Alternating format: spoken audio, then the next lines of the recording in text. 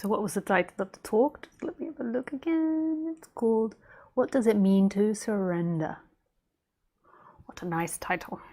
So you often hear that in a lot of non-duality talks, is surrender. What does that word mean?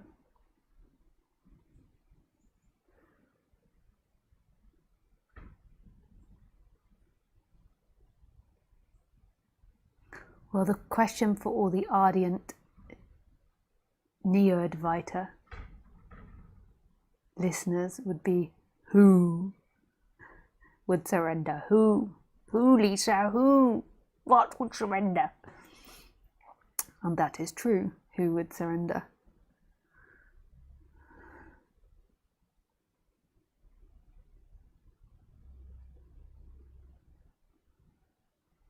We have to go back to the beginning, I suppose, of what this life is and how it moves.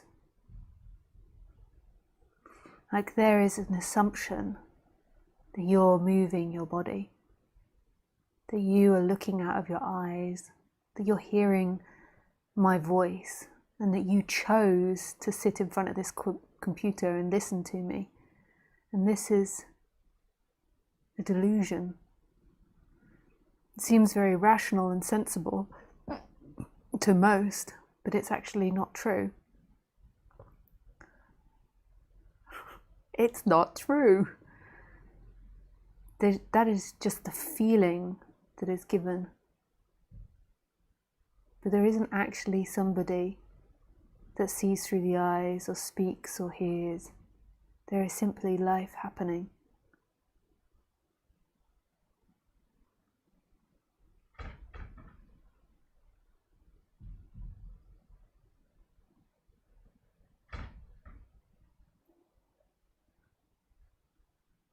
It might seem like there is somebody that is sitting there, but there isn't actually somebody sitting there. Intellectually, getting this is not actually the experience of it, but intellectually we can point close to it by recognizing that you aren't in control of what you think and feel, even though thoughts say you are, so it all becomes very contradictory. So your thoughts say, I am, and there's a phase that you might go through of like trying to recondition your thoughts, which is an appropriate phase. But when you really examine it, you begin to discover that there isn't actually somebody below your thoughts controlling it. So on the surface level, you can recondition yourself by, I mustn't have these thoughts, I've got to try and change my thinking. But even those thoughts, the ones that are saying I've got to recondition my thoughts, are appearing and disappearing from no place. It's not like there is a God or there is a somebody sat there that's like, I'm going to think this, I'm going to think that. It just is appearing.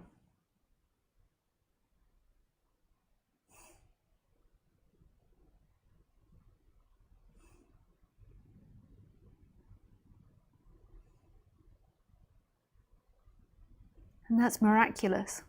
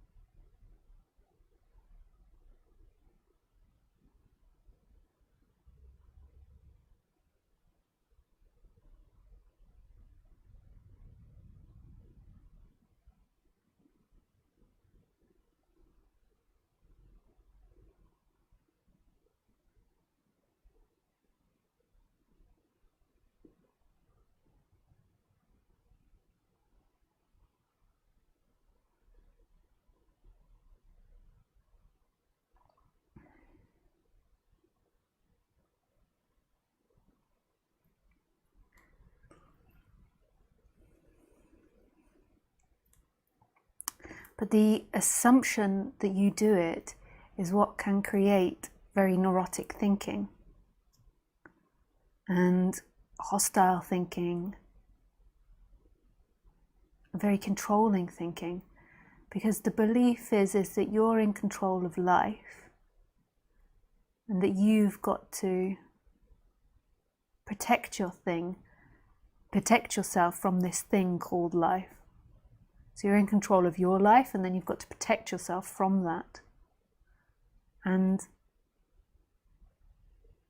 if it's not true, so if the foundations of that belief isn't true, that you are in control of your life, then you can understand that could make thinking very neurotic. Just like if you're around somebody that's continuously gaslighting you and continuously telling you you're mad, you're bipolar, there's something wrong with you, that will begin to bring about forms of insanity. Equally, it happens to an individual that grows in a society telling it you're in control of life when quite clearly they are not in control of life. Having the idea of control helps navigate the body, but that is all it is. So by the idea of control, we recondition these instruments to make better choices in the future, but there isn't actually somebody in there that can pick that. So by informing yourself that apple juice late in the season is very bitter, so by knowing that bit of information might stop the body next time choosing apple juice. But that doesn't mean there is somebody there. It's so convincing though. People are so hypnotized by this idea. But it's like these algorithms on the internet. We program these algorithms to create something. So we program these algorithms to create a picture, say. So that I think that's possible now, that we can specify certain things to an algorithm, like particular colors, particular shapes, or whatever, and it can create a picture on that specification.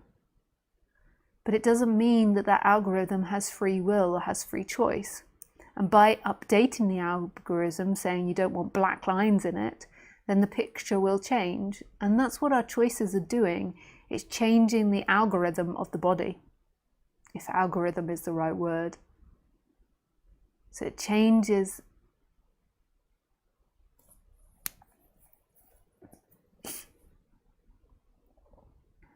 the functioning of the body. But it doesn't mean that there actually is somebody in there that's choosing. So we could program a robot to have choice. So we could program it so it can choose, but it's only choosing from its current up-to-date conditioning. So how would we program a robot to choose? We would program it by the amount of ticks it's got for things in the past. So if it's had lots of positive experiences with drinking apple juice, then in the future it's more than likely to pick that again. But that doesn't mean free will and choice. It's just the algorithm is changing and evolving and updating, which is really magical.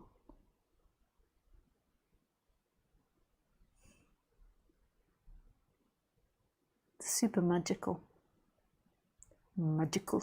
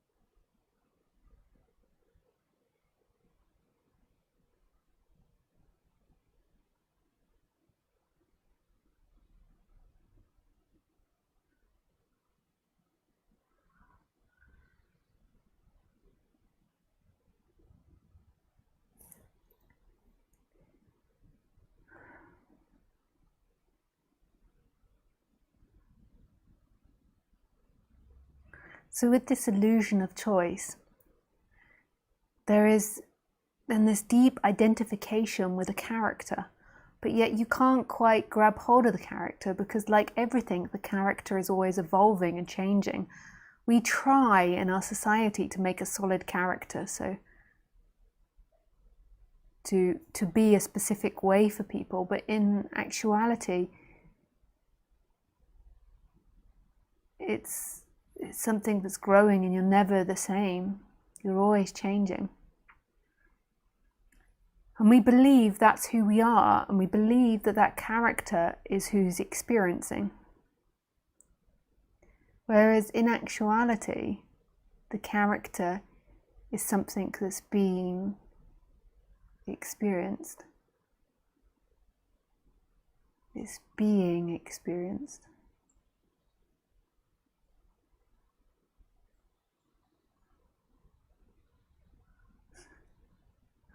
So just if we imagine this robot, or these algorithms that we've programmed in, that program, the robot isn't actually experiencing. So it's not actually conscious.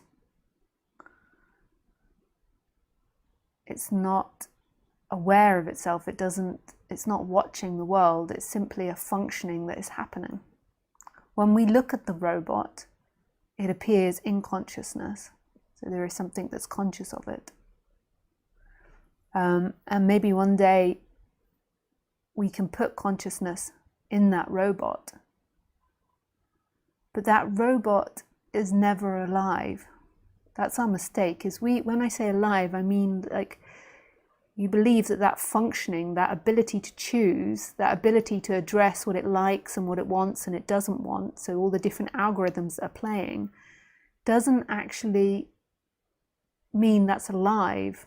It's just as alive as bacteria, as the trees, as the grass, all of it's alive in one way, but it's not, when I say alive, I mean it's not conscious. It's appearing in consciousness, but it's not conscious. And what we could do one day is we could put consciousness in it looking from that particular angle, but it's still appearing in consciousness. It's not actually conscious. The robot, the algorithm, doesn't own consciousness. It's appearing in consciousness. And it's the same here in these bodies. We always think that we are alive and we are conscious, whereas in actuality, we are appearing in consciousness. And this consciousness isn't actually connected to the body in any way. It is equally in everything. It's just seemingly looking from this angle currently. It's looking from this angle. It appears as if it's happening from these heads. But in actuality, when you really go into what consciousness is, not intellectually, but in the moment, it's seen that consciousness is actually all things, and it doesn't really inherently exist as a thing. There is awakeness, there is everything that is experiencing itself, and that everything is nothing.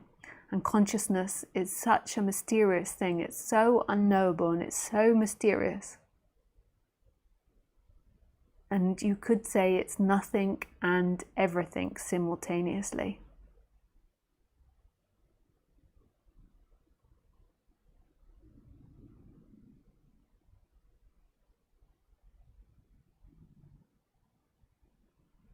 So what seems to happen in waking up is there's the cracking of the nut of the personality structure that is energetically holding on to consciousness and feeling like consciousness belongs inside this body. And it's an energetic movement from being contracted to not being contracted anymore. Like knowing on a deep, deep level that your consciousness and this energetic shift. And that energetic shift can change the personality structure. It often does change the personality structure, but that's not its interest. It doesn't care if you get grumpy with your partner because they haven't done the washing up. What happens though in us, which deludes us, is that we get grumpy doing the wash. We get grumpy because the partner hasn't done the washing up, and then it creates seeking in us, which makes us like spread out like spilt milk, like going into all directions, trying to find a solution in time. But when that shift happens, that evaporates a lot. And there might be discomfort, it might go on for a period of time, but there is a deep knowing that nothing in life can bring you what you want. What you want is what you are, which is everything. That doesn't look like anything though.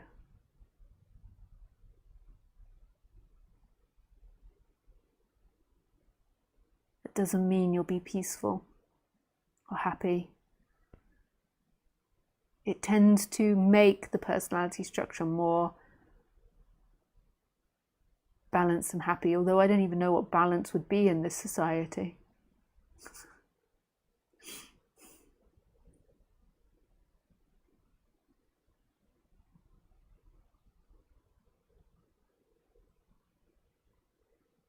The society is a little bit warped. It's a little bit bent out of shape. Has some bizarre ideas. So it could manifest as a homeless wanderer. Who knows? Who knows, eh? Do we still have sound? I always like to check my technical equipment because there's nothing... Actually, I was going to say there's nothing more annoying, but that's just a saying because there's plenty of things more annoying, but there's a particular like, when you're halfway through the talk and you realise that your audio or camera isn't working. But there is plenty of things more annoying, isn't there, Khaleesi? Like walking in dog poo with your sandals on. This is slightly annoying.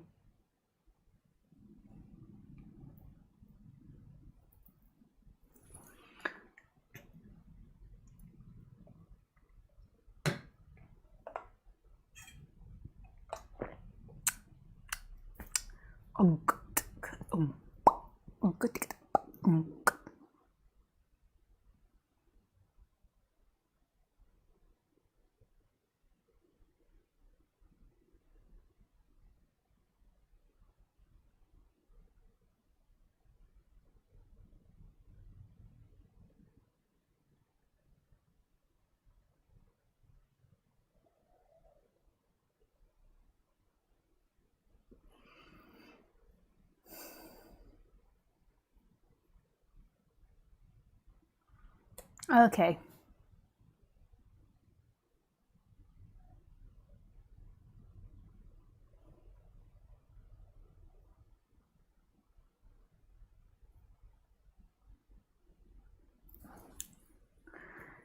So surrender, if I haven't covered that already, because I forget, is the collapsing of that energy that's holding on to the personality structure. This is me. This is me. You aren't that. You are nothing. There is nothing looking out of your eyes now, which is everything. Okay, we go to questions.